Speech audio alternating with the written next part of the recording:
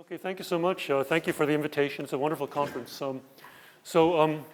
This is my paper. It's Coordination Causes Course Concepts, and that's my email if you want to have any comments.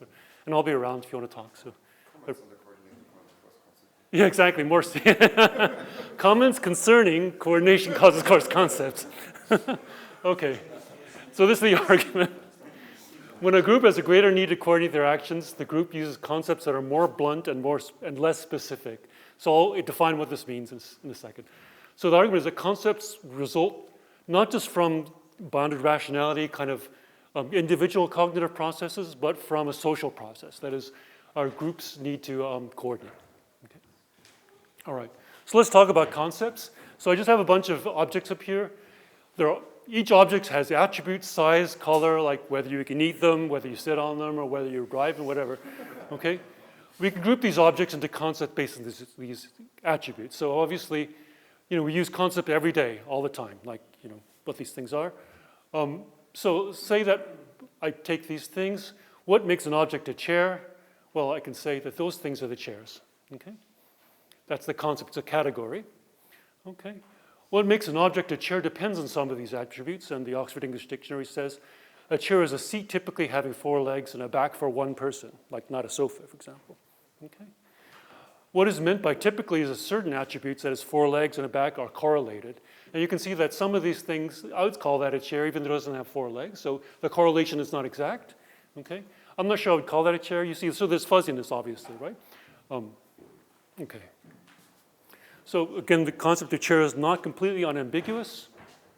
Okay, this is a classic example of a bird.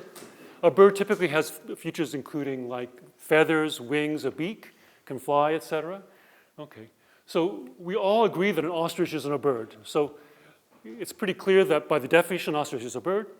However, an ostrich seems not quite a bird because it doesn't fly. That is, it doesn't have one attribute which is usually correlated with all the other ones. Okay.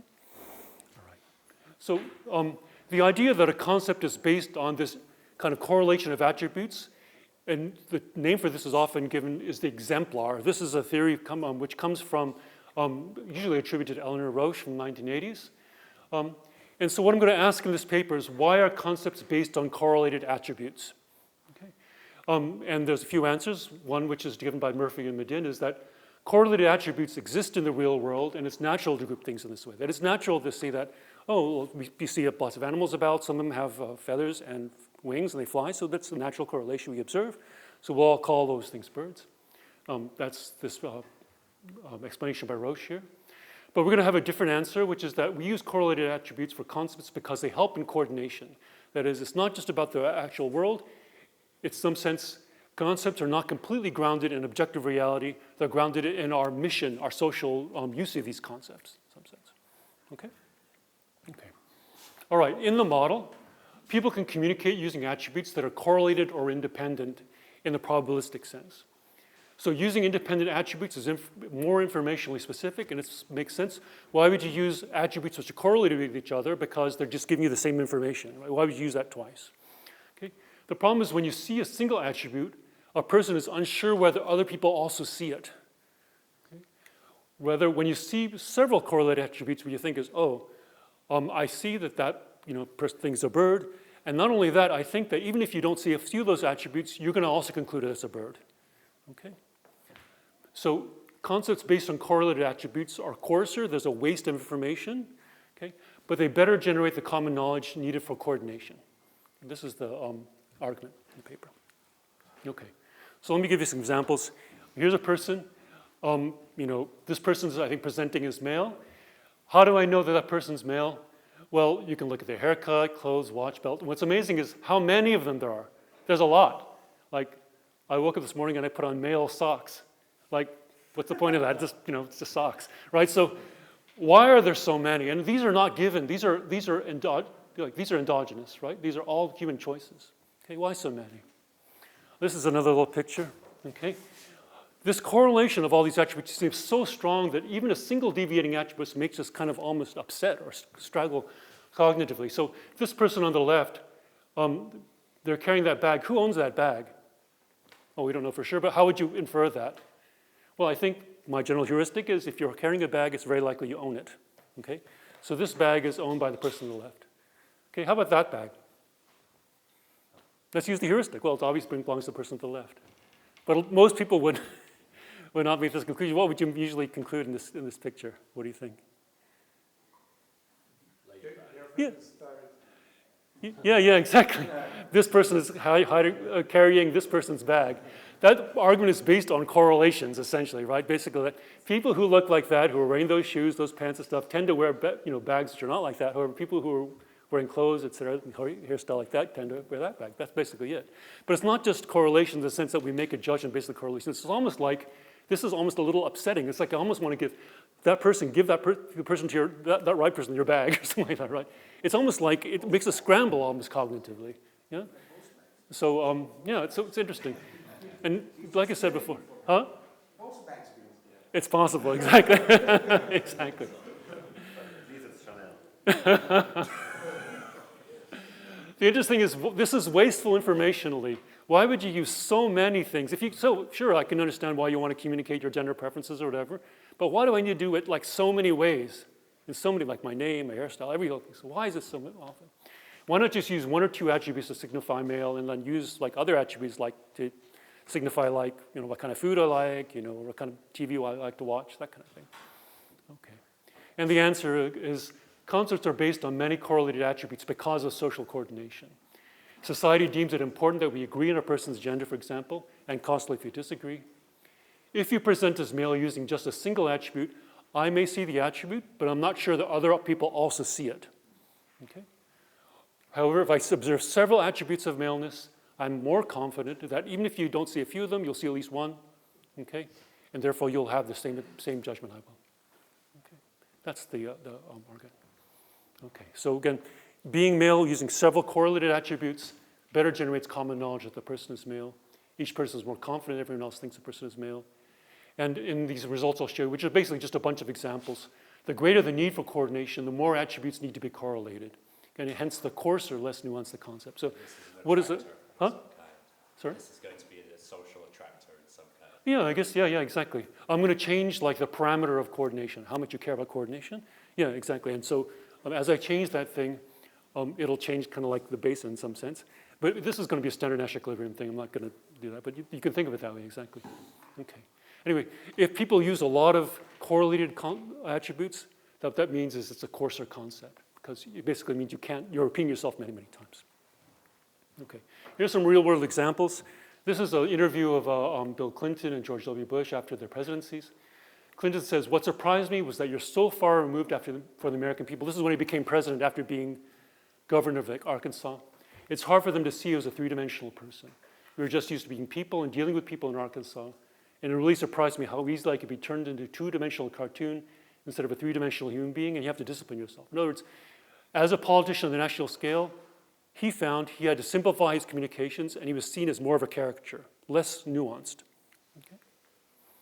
Clinton states, again, going from a small answer to a bigger one, you have to be more cartoonish, less nuanced concepts, and you also have greater message discipline, which means basically repetition. You say the same thing over and over again. How do I explain this? These are the kind of the bounded rationality ones. You could say the Arkansas residents are just better at communication than US residents in general, so they can handle more nuance, but I don't think that's true. You could say Arkansas news media was better at communicating nuance, but I don't think that's true either. It really has to do with the scale of communication, the scale of mobilization necessary. Okay. This is another example. So Jim Farber is an early gay rights activist. He agrees the understanding now common in our day and age of sexuality and gender as fluid. However, in the 70s and 80s, he said it was very important to use blunt distinctions. That is, for example, it was crucial to come out as unapologetically gay and not just bisexual. Okay? And the argument is this. The focused ideology you need to stoke a younger movement isn't given defined distinctions. Okay? It's as blunt as an advertising campaign and with luck as effective. The emphasis wasn't on encouraging people to discover their sexuality for personal fulfillment, but on megaphoning a stark bulletin for public consumption to bolster the movement's profile and message. In other words, the identity and kind of concepts we use to talk about individual sexuality, maybe with one person, is different from a political movement. It's a different scale. Okay? For two-person interactions, you can be nuanced about your sexuality. Okay? But for political reasons, you have to use blunt distinctions. Okay. This is a similar kind by the philosopher Judith Butler. If sexuality is to be disclosed, what we'll be taking is the true determinant of its meaning. Surely it's more complicated. There's many things it can depend on. I'm permanently troubled by identity categories. However, politically, isn't it quite crucial to insist on lesbian and gay identities precisely because they're threatened with erasure? That is for political purposes. Okay? That is the blunt identity categories, i.e. lesbian, necessary for large-scale political mobilization, actually conflicts with how you interact with just one other person. Okay, all right. A little historical example. This is Marian Anderson. 1939, she gave a very famous recital on the steps of the Washington Monument. It's because she was originally supposed to give a concert in the hall, which is owned by the Daughters of American Revolution. They said, we're not going to rent it to you because you're African American. So they did it outside here. It was considered a founding moment of the 20th century civil rights movement in 1939, an iconic movement in the history of American democracy, etc. However, if you asked Anderson herself, I would be fooling myself to think that it was meant to be a fearless fighter. She didn't think of it as political at all, basically. She just did what her management told her to do. And she thought, this is just another concert. She didn't think of herself as political. But then she thought later, I could see that my significance as an individual was small in this affair. I had become, whether I liked it or not, a symbol for my people. What's the point here? The meaning of this experience was obviously very nuanced for Anderson. Okay, very kind of like, I like the concert, but however, for the history, it was not nuanced. It was a moment which is iconic, period. Okay? So what's the difference? It wasn't like people in the audience could not understand this nuanceness, but rather at a large scale, it has to be in some sense blunt. Okay? It has to be a unitary meaning. Okay? Not rich in some sense. Okay, all right. This is my model. Okay, so I'm going to explain these things. Okay, here we go. So it's a really simple model. It's just a bunch of examples, really. So I have two doctors. Okay, they're in an office that responds to patient cases. Okay, there's Imax possible patient cases, the probability of case size pi. Each case has attributes. Okay, you have it as maximum J max attributes, and we'll say that all the attributes are they're non-empty and pairwise disjoint. And there's also an ideal point for each case. So the idea is that two doctors are in a medical office, somebody walks in, and they present with symptoms, okay? And you're not sure which case it is. Is it like tuberculosis? Is it like, arthritis or whatever? Okay, you look at the attributes and try to make a treatment based on that thing, okay? All right, so when a case arrives, again, the intake nurse announces a subset of the attributes. With probability E, a given doctor does not hear a given attribute. Okay, so there's a little bit of error, communication loss. After the announcement, simultaneously, Dr. 1 chooses a treatment X1, which is an RN, and Dr. 2 chooses X2, which is an RN. Okay, and this is person 1's utility. What is this? This is kind of like what Rachel did, except that there's an objective best response. So this is like an objective best treatment. This is how far you are from the ideal treatment. ZI is the ideal treatment for case I. So you want to choose, Dr. 1 wants to treat something which is close to ZI, but also doesn't want to do something too far away from the other person. Okay, so there's an element of conformity, of wanting to be like the other person, but you also want to do the correct treatment. Does that make sense? Okay. All right, so doctors 2 is like that. And what's this K here? K is simply the coordination loss parameter. If K is 0, it means all you care about is choosing the right medically necessary treatment. If K is large, it means you care a lot more about doing the same thing as the other person, as the other doctor. Maybe you don't want your treatments to conflict or something like that. Okay. This is a game of incomplete information. We can compute a Nash equilibrium. That's it. This is the model. That's all it is. Okay. So I missed it. What's Z? Oh, Z. It's for case I. It's the optimal treatment given that case. So if you knew what that case is, this is you can think of it as like how much medicine to give or something like that. Okay. All right. Okay. So again, doctors 1's payoffs are this. Again, you want to be close to the ZI, and you also want to be close to your colleague's treatment. And what is this thing? This is simply the squared Euclidean norm. Okay, so it's just quadratic loss. Okay, it's pretty simple. Any questions about the model? Are you okay? Okay, all right. Let's do the very simplest case. 2 cases, and there's just one attribute. So you have either people come in with a fever or a cough. Okay, and your job is to figure out what medicine to give them. So they come with a fever. That probability is 1/2. probability of a cough is 1/2. If they come with a fever, you give them like 6 milligrams of Tylenol. If they come in with a cough, you give them 4. That's the ideal treatment. Okay. The nurse announces the attribute, the first one. What are our parameters? This model just has 2 parameters. E is the probability that an announcement is not heard. It's the error rate, so in some sense the loss rate. And K is the importance of coordination. Then we can simply compute an equilibrium. Okay. Before we compute an equilibrium, the first question is, what is a strategy? Okay. All right. So what is a strategy? This is coming straight out of Aumann. A strategy is a function from states of the world to an action measurable with respect to your partition. Okay? So I really love that whole way of thinking about things. So what is a partition? So what are the states of the world? Okay. This is case 1, that it's, I guess, fever. And both doctors hear it. We hope that that's pretty likely. Okay? This is the case where it's a fever and doctor 2 does not hear it. Okay? This is the case where it's a fever and no one hears it. Right? This is where it's a cough and both hear it, et cetera, et cetera. Okay? So there's actually 8 states of the world in this very simplest case. Okay? All right. These are the probabilities of those things. Remember, the probability it's a fever is 1/2. The probability that it's lost, the message is lost, is E. So this is the probability of this state, right? Probability of fever and the probability that both messages are lost. Okay? Et cetera, et cetera. Any questions about that? Okay, so these are the probabilities. These are your partitions. So this is Dr. 1's knowledge of the world. Okay? These two, by putting them in the same kind of bubble, it means that person 1, Dr. 1 cannot tell these apart. What does this mean? It means that person 1 knows it's a fever, but doesn't know whether person 2 heard that. Okay? In this case, it's person 2 heard it's a cough, but doesn't know that person 1 heard it's a cough, but doesn't know that person 2 heard it. In this case, person 1 doesn't know anything and does not know whether it's a cough or a fever, and also doesn't know what person 2 heard.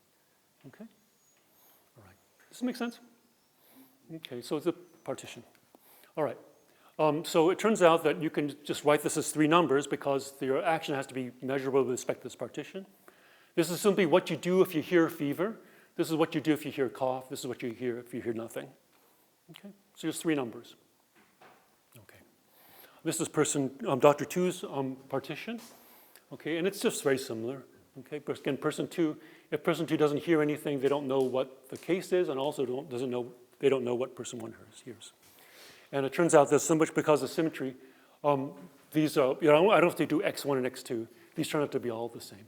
Okay? This is simply what a doctor does if they hear fever, what they do if they hear nothing, what they do if they hear cough.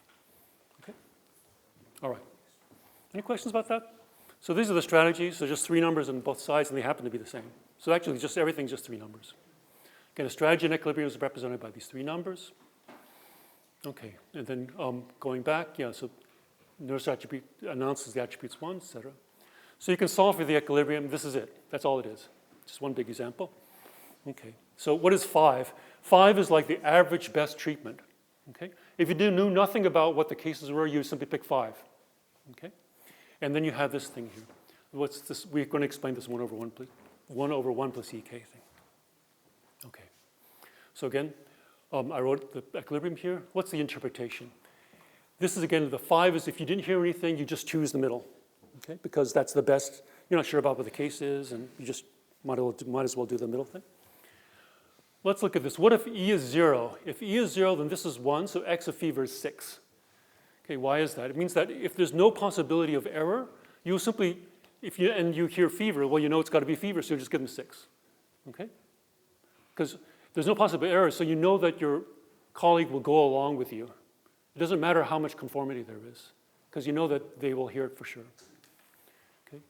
What happens if K is 0? Okay, this is now, you could have error, but you don't care whether you do the same thing as your colleague. Okay. If K is 0, this is also 6. Okay. Why is that? It's because I hear the message and I think, oh, well, it's possible my colleague did not hear it, and then in that case, they'll choose 5. But I don't care what my colleague does anyway, so I'll simply choose the right thing medically necessary. Does this make sense? Okay. So the interesting thing, however, is when E and K are both non-zero, okay, this means that there's some probability that the message is lost, and you do care about what the other person does. Okay. What are you going to do? Okay, so I hear fever. Okay. I'm thinking, some probability my colleague did not get that, and I do care a little bit what they do. So if they didn't get the message, what will they choose? 5, right? Exactly. They'll kind of go to the middle. So I have to think, oh, it's possible that they will choose 5 because they didn't get the message. And since I care what they do, I'm going to move a little bit toward 5. You see what I'm saying? But in addition, I have to think about what if they did get the message? What will they do? Will they do, in this case, 6? Well, no, because they will actually be doing the same process which I just did, yes? Right? If they hear the message of fever, they're not going to necessarily do 6 because they will also shade toward 5 as well, right? So that's the equilibrium process, okay? All right, so how do we find this equilibrium? Again, it turns out in this quadratic loss world, best responses are just averages, okay? So my best response if I see fever is, it turns out that your best response is an average of what you kind of your preferred point, the medically necessary thing, and what you think the other person will do, okay? If I hear fever, the weights of that average is given by K. Okay, so the larger K is, the more I care about this. This is how much I care about the actual best treatment. This is how much I care about what you do. Okay, so it's an average of 6, and this thing, what is this? This is simply what I think you will do, right? With probability E, you're going to play X of naught, which is 5, right? This is what you'll do if you don't hear the message.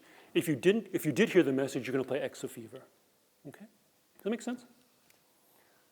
Okay, so this is like a Nash equilibrium condition. Okay, it's very straightforward.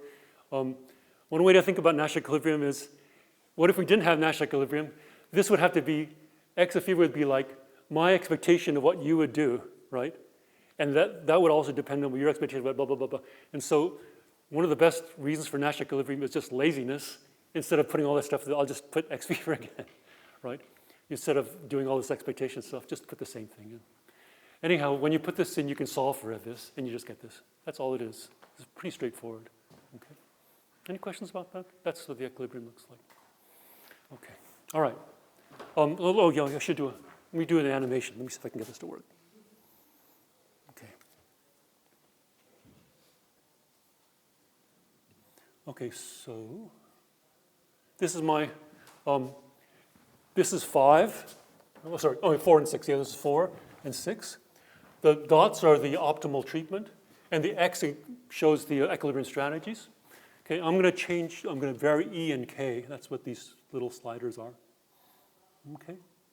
So when E is 0, and I say an increase K, what happens to the equilibrium strategy? Nothing. They just change. You still just choose the optimal points. Similarly, when K is 0 and E increases, okay, nothing changes. However, if both are away from 0, then this is what happens. Okay, as I increase either K or E, you shade more and more and more. Why is that? If I care more and more about about you, conforming to you as opposed to the optimal treatment, that means that I worry more and more about you not getting the message and playing 5. Okay, hence I move more and more in that direction. Does that make sense? Okay, what if E increases? If E increases, it means that I might not care as much I might care the same amount about what you do, but the probability that you will get the 0 and you will not hear anything and play 5 also increases. Yeah? Does that make sense? Oh, okay, thanks. All right. Okay. All right. Let's do this example. So, is that clear what we're doing? Clear? Okay, so this example is essentially most of the paper. Okay, we're going to have 3 attributes. Okay, notice that attributes 1 and 2 are completely correlated, 100% correlated. But every time attribute 1 is left, attribute 2 is west. Every time attribute 1 is right, attribute 2 is east. However, attribute 3 is independent of those things. They're all equal probability, and these are their ideal treatments. Okay, so the treatments look like this. We're in R2.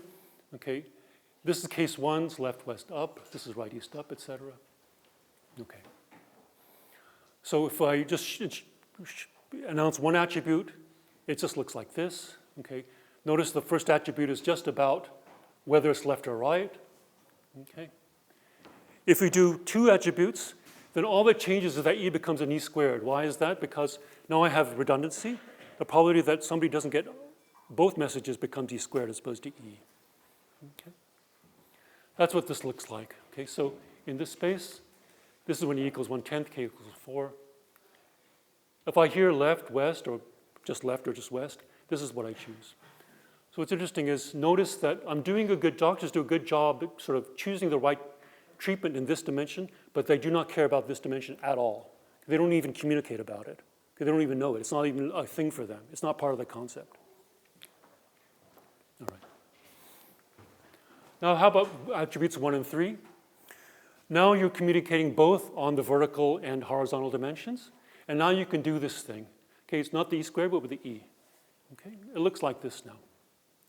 Okay, so now since I'm using attributes which are not correlated, it's much finer. I can now reach the entire space of an R2, what I need to do.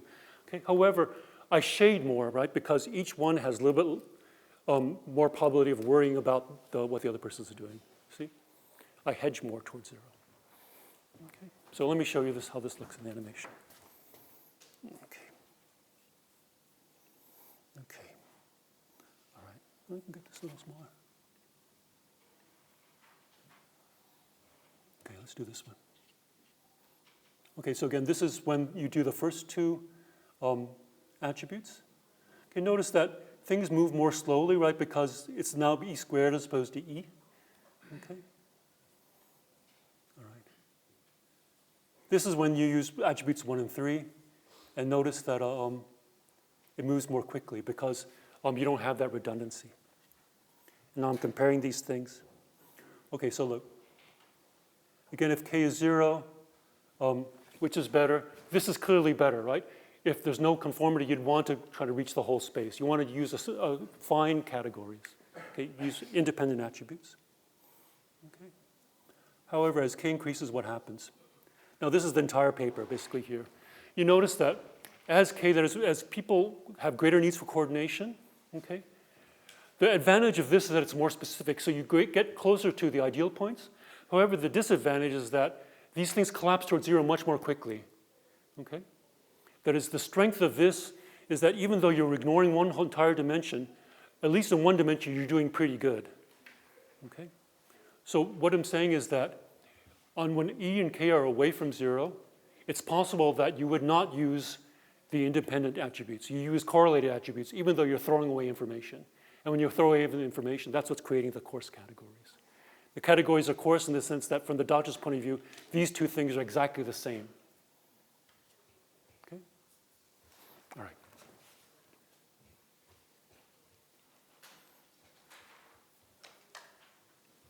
Okay, so let me see. Okay, so I compare these. Okay. And then this is the little picture here. What is this? This is simply a graph of E versus K. The shaded areas when persons 1 and 2 is the expected utility. These are the doctors. Sorry, this is the doctor's expected utility when attributes 1 and 2 are used. This is the doctor's utility when attributes 1 and 3 are used. Okay? In this large region, they'd rather use the correlated attributes as opposed to the uncorrelated ones. Okay? Because you can just simply calculate these things. Okay? When you use the correlated attributes, you have coarser categories. Okay? When you use so when E and K are both small, close to 0, then you do want to use the finer ones. Does that make sense? Okay. That's basically it. That's the entire intuition of the paper. Okay. All right. So we can also talk about the patient's expected utilities.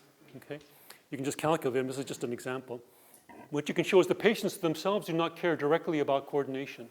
However, even they sometimes, when E and K are large enough, they would rather have the coarse categories. Okay, which is to me a little surprising. They'd rather have the doctors throw away some of the information when they're communicating. All right, so I'll do this example, then maybe you'll have questions. This is a very similar example. Okay, let me see. Do I have this? Oh, well, I'll just skip it. Well, I don't know, maybe I won't skip it. The difference is this. This is where now, look, I'm making it so the variation in the x-axis is much smaller than the variation in the y-axis. Okay? Now, in some sense, you're throwing a lot away if you're ignoring the y-axis, okay? Because much more variation is there. Okay? Even in that situation, sometimes you'd rather use just communicating along the x-axis and use coarse categories. Okay, let's use this example. Okay, what is this? Now there's 4 cases. This one here, this one here. So the first two attributes are correlated. They indicate the left-right dimension. The third one is different. It's independent. It indicates the y dimension. Okay. All right. So the first two attributes are correlated, and hence they indicate this direction. So if you use both the first two correlated ones, then you can get pretty good along this dimension, but you've totally failed on this y one. Okay. If you use attributes 1 and 3, then you do pretty good in all of them, but not as well. Okay. So what you can show is that, remember, y was a probability of these two middle categories, two middle cases. Okay. What you can show is for Q and K, for E and K, farther away from 0, often it's better to use the correlated attributes, okay, even though you're throwing away a lot of information. Okay. And even when Q equals 3/5, this is the probability that these are the two middle states. Even when 60% of your variation is vertically, the doctors would still prefer using categories which ignore that, okay, ignore that heterogeneity. Okay. So this is an interesting case because if you're a person in case 2 and case 3, which one do you prefer? Do you prefer this or this?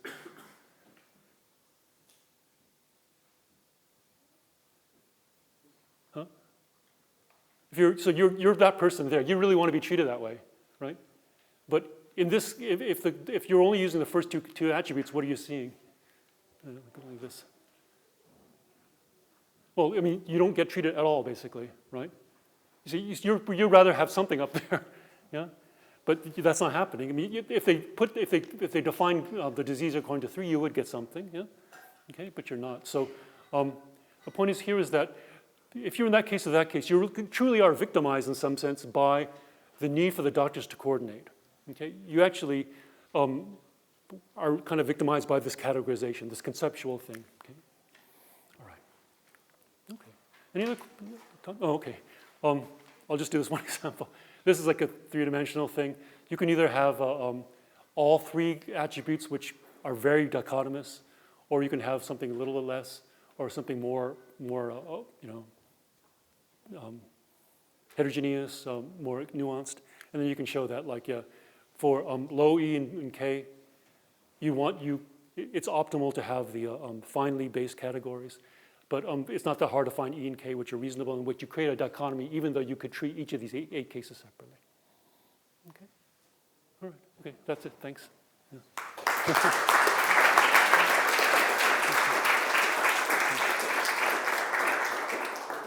have some time for questions. All right. Thank you. Yeah.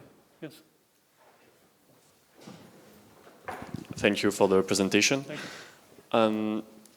I noticed that in your examples, the treatment space was at first a segment and then a square. Yeah.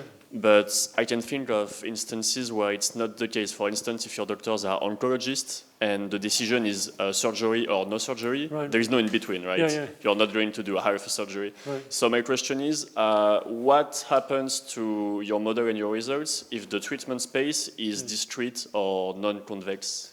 I think it makes it harder to get these comparative statics kinds of things. So I just want to make everything smooth for that. But I think the underlying intuition, I think, is strong. So, but I could do some of those, yeah. Thanks. I'll try.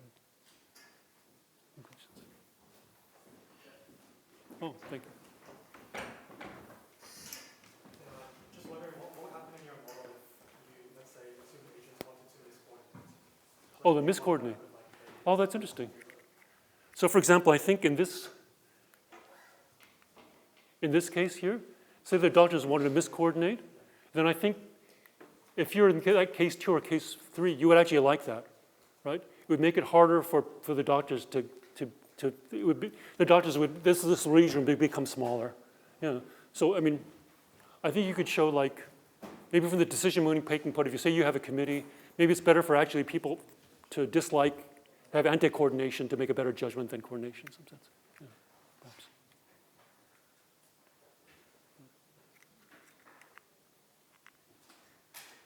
Questions?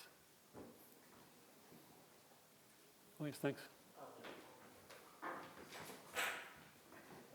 Thank you so much for the presentation. I have Thank more of you. an interpretation question. Is like, can you help me out a little bit, first of all, like relate this like back to the initial discussion Yeah, on like social categories and social identity? right. set like these like black and white categories and how like politicians, for example, become. Okay, so yes, so I think it does apply to all categorizations, which is like a huge, huge set of things, like objects, whatever. But of course, it relates to this. So one immediate result is that if I give a big speech, I will tend to use I won't use sarcasm. I won't use any kind of nuance. I will simply have very black and white categories, or very, very clearly defined categories.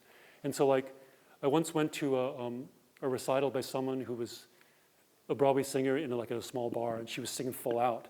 Okay, and I'm thinking, this is not right for the context. So there's like, if Obama gives a big speech, okay, and uses pretty strong kinds of like, really kind of coarse categories, and then you talk to them later in a one-on-one, of course you'd be kind of like, what's going on if he uses the same categories in this one-on-one conversation, right? So in a small group conversation, you would obviously expect a person to use much more nuanced language, much more careful concepts, but this is the reason why they wouldn't in a large context. That's kind of my thinking. So it is true that like, you could say that like very, simplification of nuanced issues is a result not of our inability to think of these things, but rather the need to mobilize this on a large scale. So I think that's good. I have a question, Michael. Oh, sorry, thanks. Thank you. Peyton once posed a question to me, which I never satisfactorily answered, and that is, for example, we have this notion of identity, and think about the identity of being in a strict religious sect or group. There's a certain standard of dress that goes with that. And even very minor deviations on one dimension attract severe sanctions, right? It's not really sort of very gradual. Uh-huh. That's kind of like what you were talking about before. Yeah. Could this, I'll try it, yeah. I'll put it in there. Maybe a way to, I never developed a satisfactory explanation, but maybe this is the basis for it. Yeah. I mean, going back to your question, it's kind of like, there's this kind of commonplace thing that's like, oh, I watch, the TV and like all these huge like, distinctions between us and them. But when you just sit down and have dinner together, you realize we're all the same. We can all talk about what we like, we don't like, all these things. But the point of that is that's inherent in communication. Yeah. That's not something which is like a product of our times. Inherently, when you're talking about something in large mobilization, because of coordination reasons, you would have to use coarse concepts. That's the idea of this model. And so I guess if your action is something like, your question would be something like, if I'm like talking about, dress with like my family or just my friends, I would be necessarily more nuanced about like the way we dress and all these things. But in the context of a political mobilization, we would have to be more harsh in some sense, more dichotomous, more binary, something. Yeah. Thanks. So,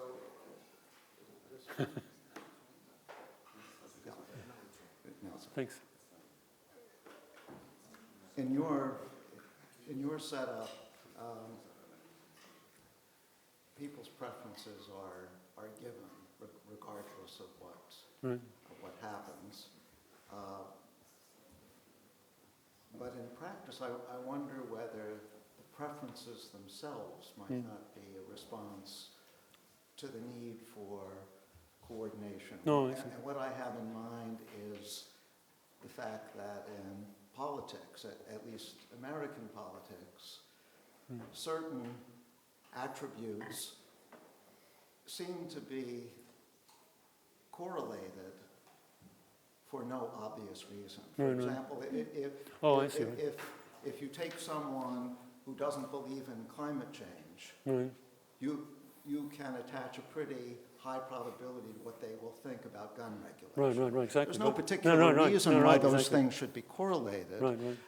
You can see why, for reasons of coordination, they might be correlated, but that seems to have an additional effect, which is that the person himself absolutely. tends to have rather strong beliefs about both those things. And so there may be an additional feedback loop in it that is not yet in your model. That's true. I mean, there are results like, if you ask people like, do you care if your kids marry somebody of the opposite political party? Like, I don't know, 60% of people didn't care in 1970. Now it's like 20, now they do. Now it's a huge amount. So why is that? And this correlation has increased over time. Yeah, exactly, right. And That's- despite political party. I mean, you could say that, I mean, for example, I think some people have argued like abortion rights, abortion has been like one of the most successful political campaigns of all time in the sense that it causes huge realignment in the Republican Party. Like Nixon didn't take a position on abortion, for example, right? And you could argue, this is maybe a little bit analogous, the reason you could do that is because abortion is a situation where it's hard to have nuance. You're basically for it or against it. So you're not going to be able to do the same thing about like defense spending or something else, which is inherently continuous. Maybe something like that, you know. Yeah. Thank you very much. Okay, thank you, thanks. Thank you.